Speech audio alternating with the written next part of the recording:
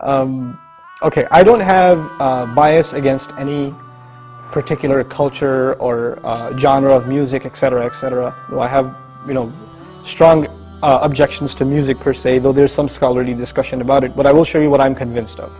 I think nowadays music is probably one of the easiest means to lose your moral sense. Music is audio pornography today. That's what it is.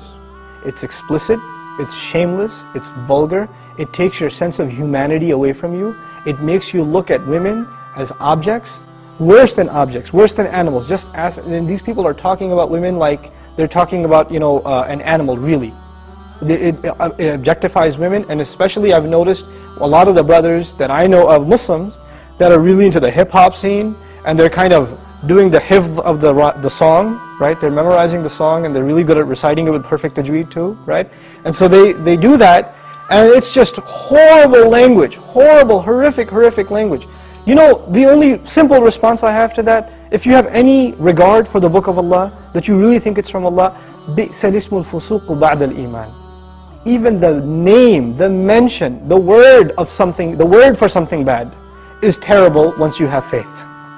Even the mention of something terrible is horrible for you, it's harmful for you after you have faith. You have to have a clean tongue. You have to say what قُلْ لِعِبَادِي يَقُولْ الَّتِي هِيَ أَحْسَنُ. Tell my slaves to say that which is the best. Say what is the best. Say good things from your mouth.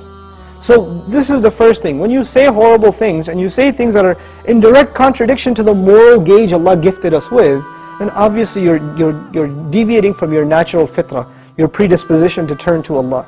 And when you constantly listen to garbage like that, then you get deviated. And you don't find pleasure except in disobedience to Allah, and that's a sign of a sick heart. So one has to distance themselves from this. This is the first step. And I'll tell you, this is my personal measure, this is not a fatwa, it's my personal analysis, you don't have to take it.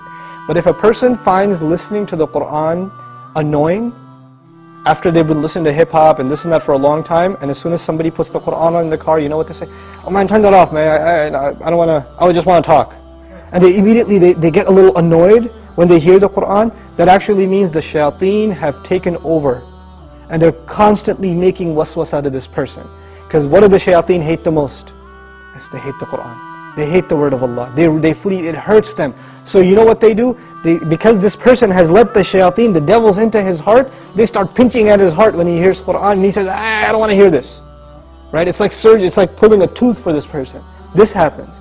When you try to give this person a reminder from Allah's word, they get annoyed by it, like agitated, like an allergic reaction. Why? Because they've let